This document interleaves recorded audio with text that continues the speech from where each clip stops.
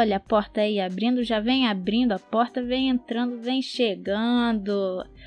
Eu tô aqui na minha casa gravando esse episódio 0, que é um backstage, um por trás das câmeras, ou melhor, um por trás do microfone do podcast do Histórias que Fazemos.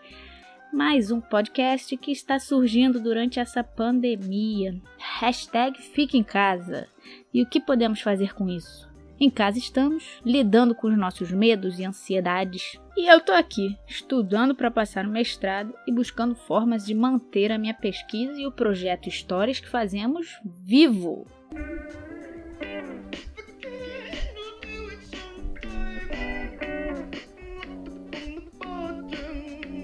E entre dias de esperança e dias de desespero, entre o ai meu Deus, eu não vou ter trabalho, nem dinheiro para pagar a conta, nem para comer, e o é isso, eu vou continuar produzindo, criando, com fé de que será útil para o meu trabalho, e quando as aulas voltarem, alguma escola vai me contratar. Depois dos tantos mil currículos que eu deixei e dos contatos que fiz antes da pandemia, vamos ver. E é isso, eu vou vivendo a pandemia assim, oscilando. Imagino que, como muitas outras pessoas, entre altos e baixos. E você?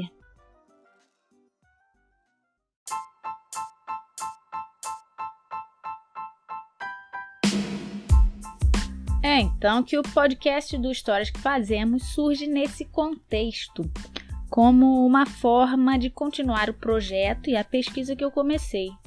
E entre a falta de companhia para compartilhar as ideias e os desabafos desse trabalho e dos estudos, eu venho aqui também fazer esse episódio 0, que chega nesse tom mais descontraído e como quem não quer nada, só para eu poder me apresentar, falar para vocês quem sou eu aqui, né, por trás desse podcast e o que eu venho fazer aqui, do que se trata esse podcast do Histórias que Fazemos.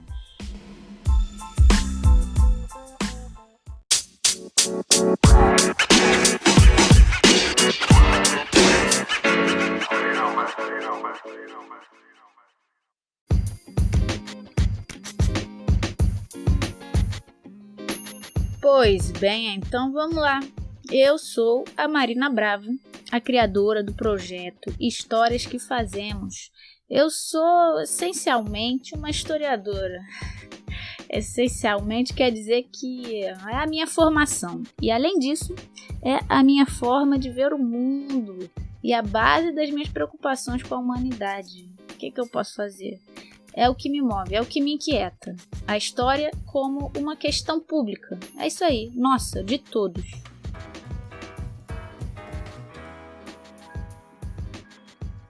A história é feita das nossas representações do passado e os usos que fazemos dele. E o que mais me inquieta é como a história funciona na nossa sociedade. E por aí vai. Eu estou sempre pensando na história e colocando ela nas conversas. Por exemplo, qualquer assunto que você venha ter comigo, eu vou fazer algum comentário dando um olhar sobre as mudanças e as continuidades do fato em questão que a gente está conversando. E aí as representações que fazemos dele, eu vou tentar teorizar sobre isso, como elas mudam de uma época a outra. Venha que estamos falando de design de interiores. E a minha cabeça vai lá em como surgiu esse campo para o mercado. E aí eu vou tentar teorizar quais foram as condições que levaram o interior das residências ter tamanha importância na nossa sociedade a ponto de se tornar um nicho de arte e uma indústria. Meio louca, né? Me disseram uma vez assim, as pessoas veem as coisas em linha reta e a Marina dá a volta. Bênção ou maldição, né?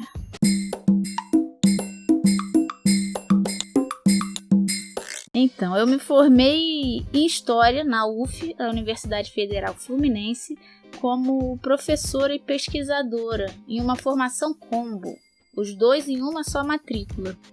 E a minha trajetória na graduação da UF em História foi repleta de práticas e iniciações profissionais.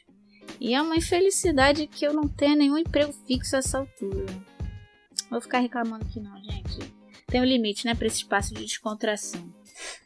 Mas é com o desemprego e com essa minha rica trajetória como estudante na UF que eu criei o projeto Histórias que Fazemos.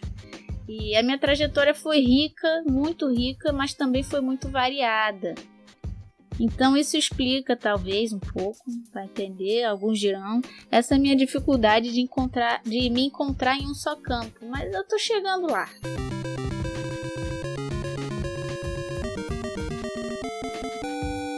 E bom, são 3 momentos que definem essa minha trajetória de formação, que definem quem sou eu e o que eu estou fazendo aqui.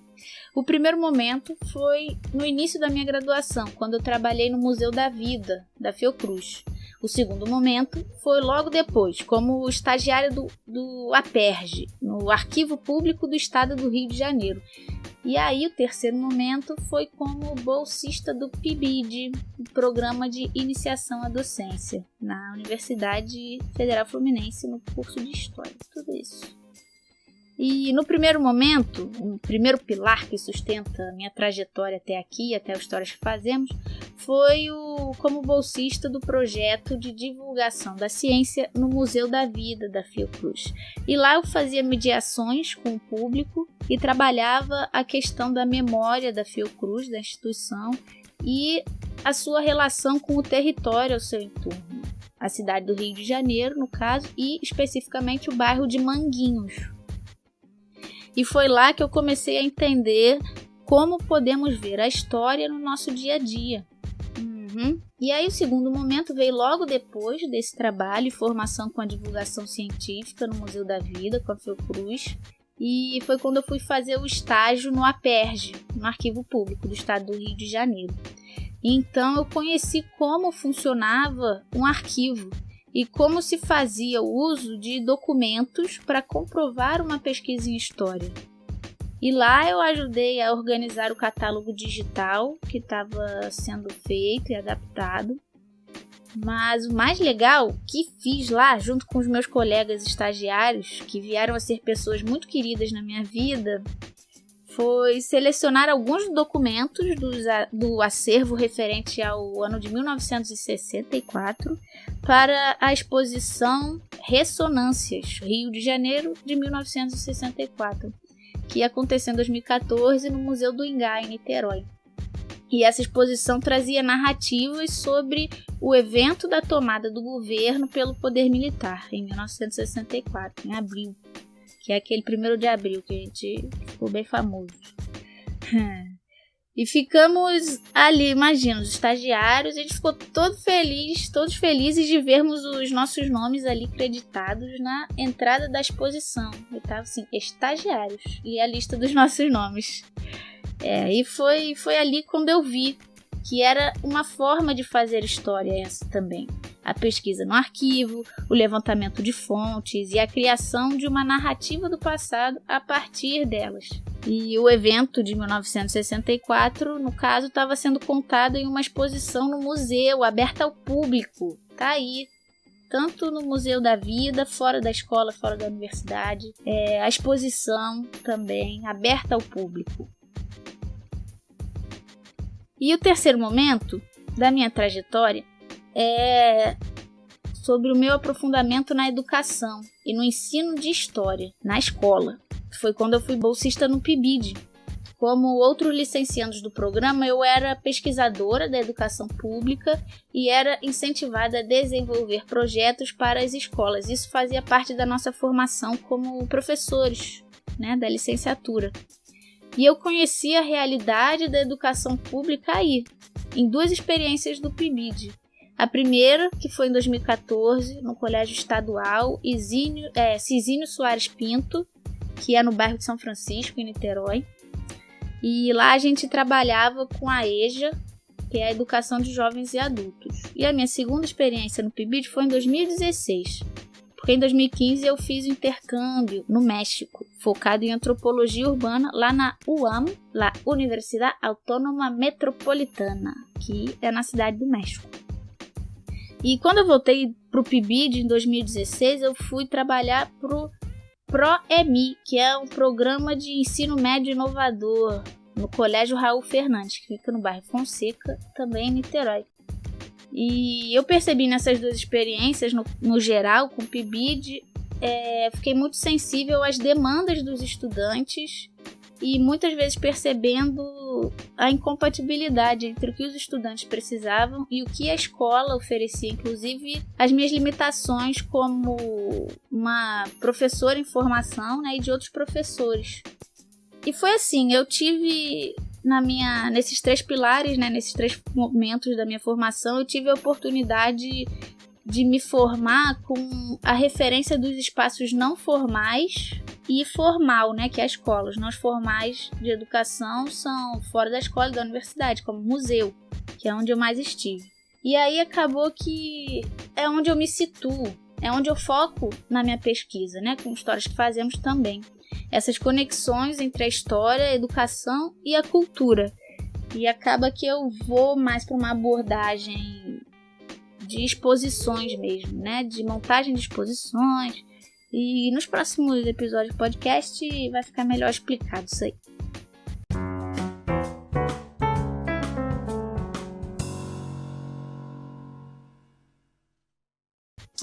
E bom, o Histórias que Fazemos é sobre isso.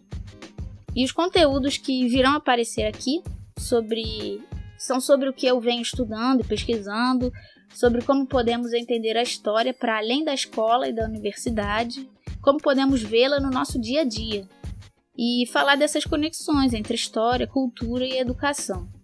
Então, os temas que provavelmente aparecerão aqui com mais frequência são sobre as teorias da história que eu tenho estudado, historiografia e práticas de ensino e de pesquisa em história.